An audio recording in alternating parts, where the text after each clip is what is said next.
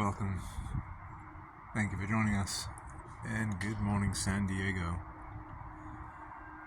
So at around 4:30, 5 o'clock, there was a transient old person in crisis, just yelling and screaming mad, insane things. Started laughing obnoxiously. I'm sorry, it's not funny. It's not funny at all. That person's obviously in trouble. But being where we're at in COMICCON and all that, the first thing I thought of was a Joker.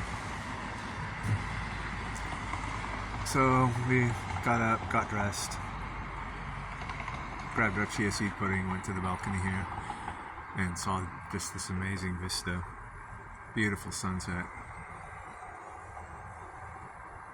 The cloud cover is just gorgeous. Really nice. It'll clear up, of course, as the sun rises and time passes, but I'd never been up this early before in San Diego, so I got to look at the morning sky. Thought we'd share it. Today's Saturday, and we will be dressing as Hugo Strange. We were able to locate a DC cosplay gathering, so we're going to be doing that again this year. And last year I had a blast with that, so I'll try to get some footage. There's a signing that a tattoo artist wants us to track down. It's a luchador. I forgot his name. I apologize. But he's 80 years old, and apparently he is the influence or whatever. He was the reason... it's a better way to put this. But he is who Nacho Libre was based after. And we were at that booth yesterday. There was another wrestler signing, a luchador. I mean, not someone I recognize. Very nice dude, very talkative. And they had these gotcha figures. I can't call them figures. There's little blind boxes, and they're busts of luchadors. Well, they're masks. And we picked up a couple of those. They were fun. I'm wanting to get some more today. Let's see. So there's the Hugo Strange, the signing. We only have a tiny part of the floor to go over again. Trauma's tonight, so we'll most definitely be doing that.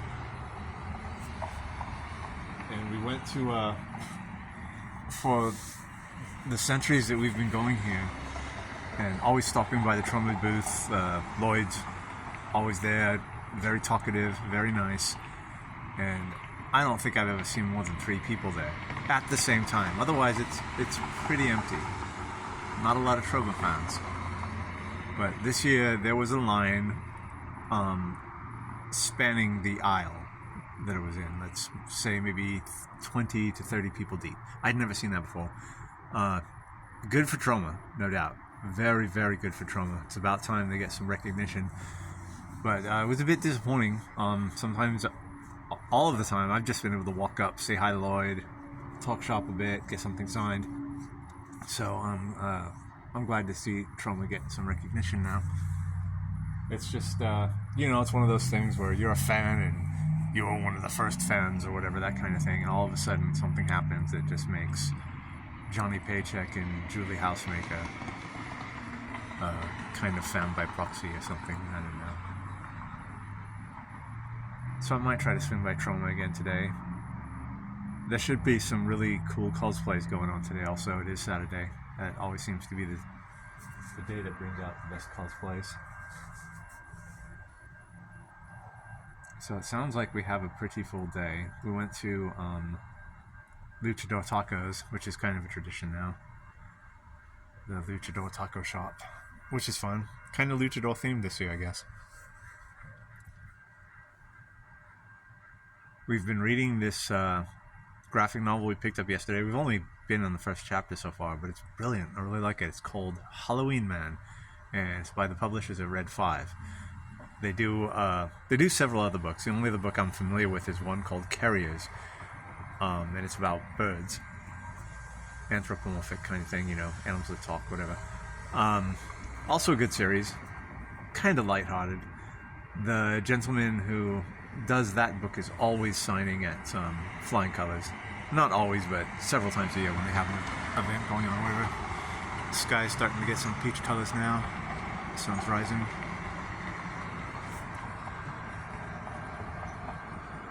And I missed free comic book day. Oh darn. Now I have to go back home and buy all those comic books I missed. I've got so much reading to do. Quite nice though. Can't think of anything else that I really want to pick up on the floor. I finally found a copy of Mark Spear's Art, #2, so I'm going to be able to finish that series. Well, it's a continuing series, but there was a hole in it, and I just filled it. So now I can read all the books I haven't read yet because of that hole. The only comic that I haven't been able to find is Bug Wars #4, I believe. I guess it's a little too new. A lot of these places don't carry it. A lot of them are, Golden Age and Silver Age and stuff. There's only been a few vendors that had more recent stuff. And as I've mentioned before, everybody has just been so nice this year.